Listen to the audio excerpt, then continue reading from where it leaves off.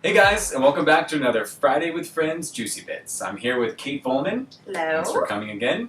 And today we want to share a story about a mutual friend named Kyle.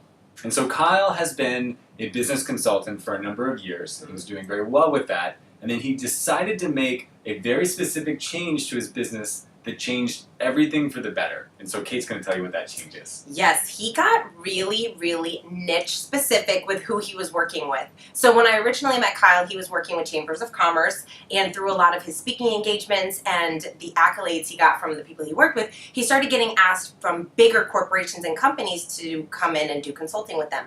And he decided that he provided tons of value when it came to Chambers because that's what he knew, that was the industry he came from, that he really didn't want to continue to work with these bigger corporations because there was a lot more prep involved, there was a lot more research involved. So he said, you know what, I'm just going to work with companies that are membership organizations, mostly Chambers of Commerce, because he knows their problems, he knows how to solve them, and he just provided so much value. So he became a lot more confident. He could charge a lot more because people were willing to pay for it because it was totally worth it.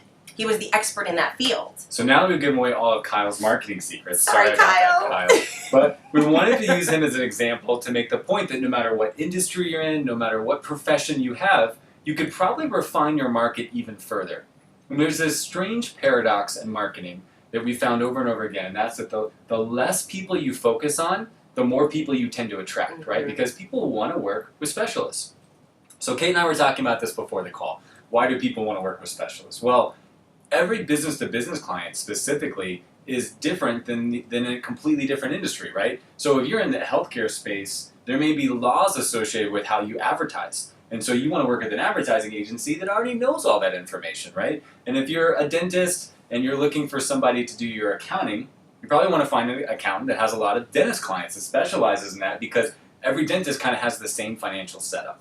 And so basically what the customer is doing is they're saying, well, it's going to be easier to work with this person, and other people like me are already working with them, and that's what we kind of do in general. We make decisions. We look around to see what other people are doing, and we all want to work with the specialist, like we talked about in our other video, the expert, And so the more specific your market is, the more niche your market is, the deeper you're able to go for your clients, and the more you can come off as an expert. So it's a fantastic business, case study. It's worked for Kyle. And so you wanted to tell us some other stuff about the benefits of specializing? Yeah, one of the things that I found really interesting because I've had an opportunity to see how his business has evolved is just the fact that he's been able to really put together an amazing process for working with these individuals. He can be really confident when he starts putting together the strategy and having these one-on-one calls with his clients, and when they come back and say, hey, we're not getting results within maybe the first month, he doesn't get nervous because he's like, yeah, this is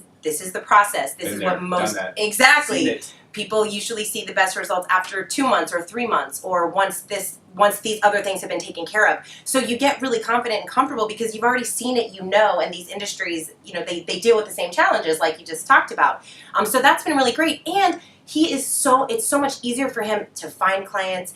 He's, like I said, he's so confident, and his workload has even decreased just because he's been able to really figure out how to work with these people really effectively. He doesn't have to kind of go out and find new strategies and stuff. What he's doing is working, and it's been really fun to see. And he also can charge more. He's been able to charge more and work with the best of the best people out there. He doesn't have to take every client on, which I know a lot of people have that idea of, well, I don't want to turn away business. Well, it's an amazing feeling when you can turn away a piece of business when you know you're not going to really be able to work with them. Yeah, and on that note, the best benefit of specializing your company that I can think of is it becomes a referral magnet, right? When you meet somebody and they know exactly what you do and it's so specific, and you say, I only work with companies that are X, Y, and Z in this area, and this is what I do for them.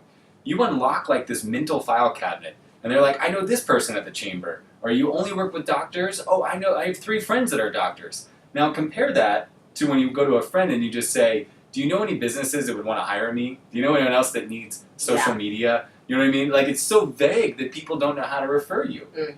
But when, this is positioning 101. When you own this little piece of real estate in somebody's mind, like, they're constantly going to bump into people and they're going to say, you need to meet Kyle or you need to meet Kate, right? So that's the best benefit I can think of about hyper-specializing.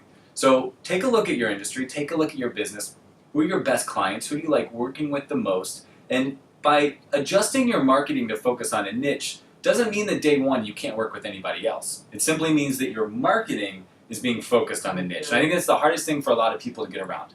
Early on, you can kind of market to a special niche but still work with other clients. But as that marketing becomes successful, and like Kyle, he realized that it was easier because the process was consistent and it was apples to apples. You're not really going to want to work with those other clients anymore. So in addition to this being a great commercial for Kyle's business, if you're a B2B membership organization, then think about Kyle Sexton.